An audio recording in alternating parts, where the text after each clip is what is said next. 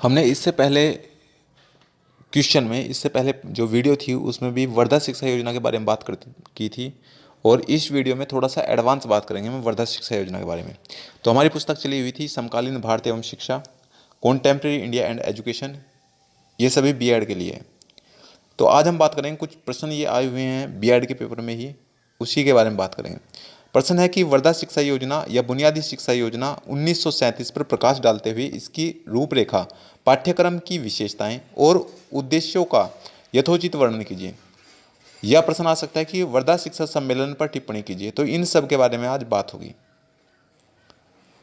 तो बुनियादी शिक्षा योजना या बेसिक एजुकेशन स्कीम,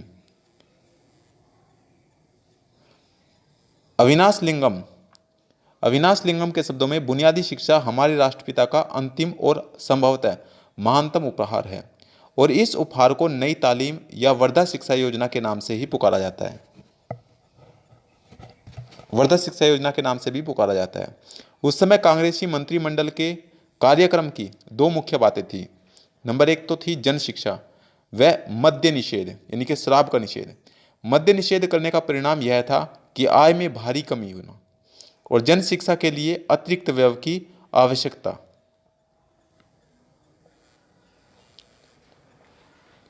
दुविधा की स्थिति में गांधी जी ने स्वावलंबी बुनियादी शिक्षा की योजना प्रस्तुत की। द्विधा की स्थिति में गांधी जी ने स्वावलंबी बुनियादी शिक्षा की योजना प्रस्तुत की। सन 1937 में वर्धा के मारवाड़ी स्कूल के रजत जयंती समारोह के दौरान गांधी जी की अध्यक्षता में अखिल भारतीय राष्ट्रीय शिक्षा सम्मेलन आयोजित किया गया। अखिल भारतीय राष्ट्रीय शिक्षा सम्मेलन आयोजित किया गया, जिसमें भारत के प्रसिद्ध शिक्षा शास्त्रियों, राष्ट्रीय नेताओं और समाज सुधारकों को आमंत्रित किया गया, और इसी को वर्धा शिक्षा सम्मेलन के नाम से भी पुकारा गया। यही सबके सामने उन्होंने बुनियादी शिक्षा की अपनी नवीन योजना प्रस्तुत की। गांधी जी की नवीन योजना इस प्रकार थी। बुनियादी शिक्षा का पाठ्यक्रम कम से कम 7 साल का हो। कितने साल का? 7 साल का हो, जिसके द्वारा मैट्रिक तक का ज्ञान दिया जा सके, परंतु इसमें अंग्रेजी के स्थान पर कोई और उद्योग जोड़ दिया जाए। अंग्रेजी के स्थान पर कोई और उद्योग जोड़ दिया जाए।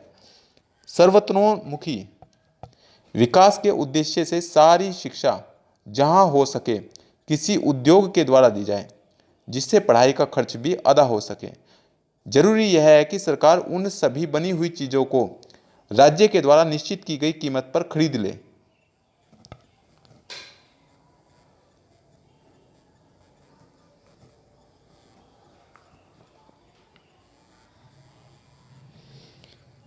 तत्पश्चात गांधी जी के द्वारा व्यक्त किए जाने वाले शिक्षा संबंधी विचारों और सम्मेलन द्वारा पारित किए जाने वाले प्रस्तावों के आधार पर नई तालीम की योजना तैयार करने का काम सौंपा गया।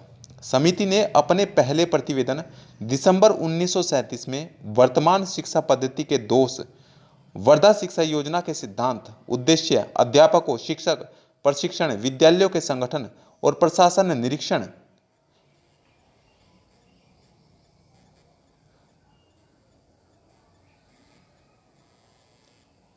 निरीक्षण एवं परीक्षा नियमों एवं कताई बुनाई को मुख्य हस्तशिल्प मानकर उसका पाठ्यक्रम का सुविस्तार वर्णन किया।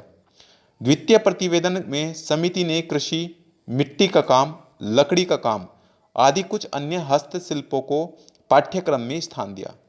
इन शिल्पों और अध्ययन के समस्त पाठ्य विषयों का वर्णन किया। उसने यह मत प्रकट किया, यह बात बताई कि हस्तशिल्पों का अन्य विषयों से सहसंबंध होना चाहिए। इसके बाद गांधी जी की इस योजना पर विचार करके समिति ने निम्नलिखित प्रस्ताव प्रस्तुत किए। पॉइंट नंबर 1, कौन कौन से प्रस्ताव थे? राष्ट्र के सब बच्चों को 7 वर्ष तक निःशुल्क एवं अनिवार्य शिक्षा दी जानी चाहिए। राष्ट्र के सब बच्चों को 7 वर्ष तक निःशुल्क और अनिवार्य शिक्षा दी जानी चाहिए। पॉइंट नंबर 2, शिक्षा का माध्यम मातृभाषा होना चाहिए। पॉइंट नंबर 3, शिक्षा का मध्य बिंदु किसी प्रकार का हस्तशिल्प होना चाहिए जिससे कुछ लाभ हो सके। पॉइंट नंबर 4, हस्तशिल्प का चुनाव बच्चों के वातावरण को ध्यान में रखकर किया जाना चाहिए। पॉइंट नंबर 5, इस पद्धति से धीरे धीरे अध्यापक के वेतन का व्यय निकल जाएगा या अध्यापक के वेतन का खर्च निकल जाएगा। इसकी रूपरेखा, वर्धा शिक्षा योजना की रूपरेखा क्या रही? तो वर्धा योजना या बुनियादी शिक्षा योजना की रूपरेखा निम्नलिखित थी। कौन कौन सी इसमें बातें थी? पॉइंट नंबर 1, बुनियादी शिक्षा के पाठ्यक्रम की अवधि 7 वर्ष की है। बुनियादी शिक्षा पाठ्यक्रम की अवधि 7 वर्ष की है और यह शिक्षा 7 से 14 वर्ष तक के बालकों और बालिकाओं के लिए निःशुल्क एवं अनिवार्य है। तो बुनियादी शिक्षा 7 वर्ष से 14 वर्ष तक के बालकों और बालिकाओं के लिए निःशुल्क और अनिवार्य है। पॉइंट नंबर 3, शिक्षा का माध्यम मातृभाषा है। पॉइंट नंबर 4, पाठ्यक्रम में अंग्रेजी का कोई स्थान नहीं है। पॉइंट नंबर 5, संपूर्ण शिक्षा का संबंध किसी आधारभूत शिल्प से होता है। शिल्प को बालकों की योग्यता और स्थान की आवश्यकताओं को ध्यान में रखकर चुना जाता है। पॉइंट नंबर 7, चयनित शिल्प का अधिगम इस प्रकार से कराया जाता है कि शिल्प की शिक्षा बालकों को स्वावलंबी बना देती है। पॉइंट नंबर 8, बालक शिक्षा के सामाजिक एवं वैज्ञानिक महत्व को जान जाते हैं। पॉइंट नंबर 9, शारीरिक श्रम पर बल दिया जाता है जिससे बालक सीखे हुए शिल्प से जीविकोपार्जन कर सके। पॉइंट नंबर 10 में कहा गया है कि शिक्षा का बालक के जीवन, गृह एवं ग्राम से या गांव से और उसके ग्राम के उद्योगों, हस्तशिल्पों और व्यवसाय से घनिष्ठ संबंध होता है। पॉइंट नंबर 11 में कहा गया है कि बालकों के द्वारा बनाई गई वस्तुओं को बेचकर स्कूल का कुछ व्यय यानी कि खर्च चलाया जा सकता है। बेसिक शिक्षा की उपयुक्त योजना में गांधी जी के शिक्षा दर्शन की रूपरेखा समाहित है। अब बात करेंगे पाठ्यक्रम की विशेषताएं क्या थी। वर्धा शिक्षा योजना के पाठ्यक्रम की क्या विशेषताएं थी? तो बुनियादी शिक्षण पाठ्यक्रम की निम्नलिखित विशेषताएं थी। पॉइंट नंबर 1, कक्षा 5 तक बालक और बालिकाओं की शिक्षा का पाठ्यक्रम एक जैसा सह शिक्षा के रूप में है। पॉइंट नंबर 2, 5वीं कक्षा के बाद बालक और बालिकाओं की शिक्षा का प्रबंध अलग अलग होगा। पॉइंट नंबर 3, 6वीं और 7वीं कक्षाओं में बालिकाओं के लिए गृह विज्ञान की शिक्षा आधारभूत शिल्प के स्थान पर मान्य हो सकती है। तो 6वीं और 7वीं कक्षाओं में बालिकाओं के लिए गृह विज्ञान की शिक्षा आधारभूत शिल्प के स्थान पर हो सकती है। पॉइंट नंबर 4, संस्कृत, वाणिज्य और आधुनिक भारतीय साहित्य आदि की व्यवस्था 7वीं और 8वीं कक्षाओं के लिए है। फिर आगे कहा गया है पॉइंट नंबर 5, यद्यपि शिक्षा का माध्यम मातृभाषा है लेकिन राष्ट्रभाषा के रूप में हिंदी सभी के लिए अनिवार्य है। पॉइंट नंबर 6 में कहा गया है कि पाठ्यक्रम का स्तर वर्तमान मैट्रिक के समकक्ष है। तो मैट्रिक्स पाठ्यक्रम का स्तर वर्तमान मैट्रिक्स के समकक्ष है।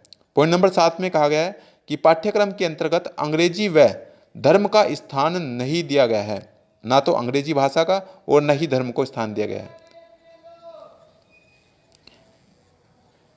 इस पाठ्यक्रम को पढ़ाने वाले शिक्षकों के प्रशिक्षण की भी व्यवस्था है, यानी कि जो इस पाठ्यक्रम को पढ़ाएगा उन शिक्षकों के प्रशिक्षण की भी व्यवस्था की गई है। और शिक्षण अनुभव रखने वालों के लिए अवधि 1 वर्ष और अनुभव न रखने वालों के लिए अवधि 3 वर्ष रखी गई। तो वर्धा शिक्षा योजना के क्या उद्देश्य थे? तो वर्धा शिक्षा योजना के उद्देश्य के बारे में बात करते हैं तो बुनियादी शिक्षा के प्रमुख उद्देश्य हैं। नंबर 1, आर्थिक उद्देश्य। तो इसके 2 अभिप्राय हैं, बालकों के द्वारा बनाई गई वस्तुएं बेचकर विद्यालय के व्यय की पूर्ति करना और बालकों का किसी भी उद्योग के द्वारा धन अर्जन करना।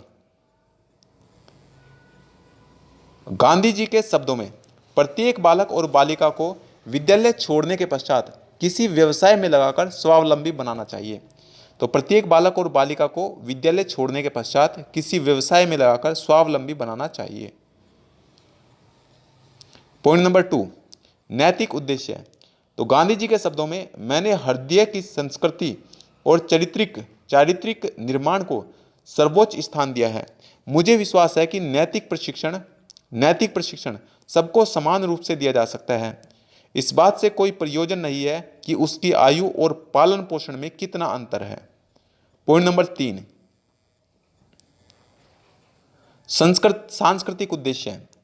तो भारतीय संस्कृति और सभ्यता की पूर्ण जानकारी दी जाए, अन्यथा किसी भी स्थिति में पहुंचकर एक पीढ़ी अपने पूर्वजों के प्रयासों से पूर्णतः अनभिज्ञ हो जाती है और उसे अपनी संस्कृति पर लज्जा आने लगती है, वह नष्ट हो जाती है। तो ये थे सांस्कृतिक उद्देश्य। नेक्स्ट पॉइंट था नागरिकता का उद्देश्य। तो बुनियादी शिक्षा बालकों को अच्छा नागरिक बनाने में महत्वपूर्ण भूमिका निभाती है। यह शिक्षा बालकों के कर्तव्य पालन, सहयोग भावना, सदाचार, राष्ट्र प्रेम, श्रम की भावना आदि गुणों का विकास करती है। यह शिक्षा प्रजातांत्रिक प्रणाली के अंतर्गत अपने कर्तव्यों को कुशलतापूर्वक निर्वाह करने की सीख देती है। पॉइंट नंबर 5 में लिखा है कि शारीरिक, मानसिक और आध्यात्मिक विकास का उद्देश्य है। शारीरिक, मानसिक और आध्यात्मिक विकास का उद्देश्य है। वर्तमान शिक्षा प्रणाली मात्र बालक के मानसिक विकास पर बल देती है और इसी उद्देश्य को दृष्टिगत रखते हुए गांधी जी ने बुनियादी शिक्षा की नींव डाली। अतः इस प्रकार की शिक्षा बालकों के शारीरिक, मानसिक और आध्यात्मिक विकास में महत्वपूर्ण योगदान प्रस्तुत करती है। नेक्स्ट पॉइंट है सर्वोदय समाज की स्थापना का उद्देश्य है। सर्वोदय समाज की स्थापना का उद्देश्य है। आज का समाज दो वर्गों में विभक्त है। आज का समाज दो वर्गों में विभक्त है, धनवान और निर्धन। धनवान लोग धन की अधिक सीमा से और गरीब वर्ग धन के अभाव के कारण विकृत हैं। गांधी जी की हार्दिक इच्छा थी कि इस प्रकार के विकृत समाज के स्थान पर सर्वोदय समाज की स्थापना हो। सर्वोदय समाज में धन के स्थान पर श्रम की महत्ता स्वीकार की गई, जिसमें स्नेह, सहयोग की भावनाएं होंगी। घृणा, अलगाववाद, शोषण, स्वार्थ, संचय की प्रवृत्ति आदि का त्याग होगा। बच्चों को सर्वोदय समाज के लिए बुनियादी शिक्षा प्रेम, सहयोग, आत्मविश्वास और सद्गुणों को विकसित करती है। पॉइंट नंबर 7, सहसंबंधात्मक शिक्षण विधि। सहसंबंधात्मक शिक्षण विधि तो बुनियादी शिक्षा के अंतर्गत हस्तशिल्पों के माध्यम से बालकों को विभिन्न विषयों की शिक्षा प्रदान की जाती है, अर्थात अन्य विषयों की शिक्षा दस्तकारी शिक्षा के साथ दी जाती है। पॉइंट नंबर 8, स्वतंत्रता के उद्देश्य। तो बुनियादी शिक्षा में शिक्षक और बालक दोनों को अपना कार्य करने की पूर्ण स्वतंत्रता रहती है। शिक्षक को किसी निर्धारित कार्य को पूरा करने की बाध्यता नहीं रहती है। बालकों की ज्ञान वृद्धि के लिए शिक्षक किसी भी विधि का प्रयोग कर सकता है और बुनियादी शिक्षा भारतीय राष्ट्रीयता के अनुकूल है। यह निरक्षरता,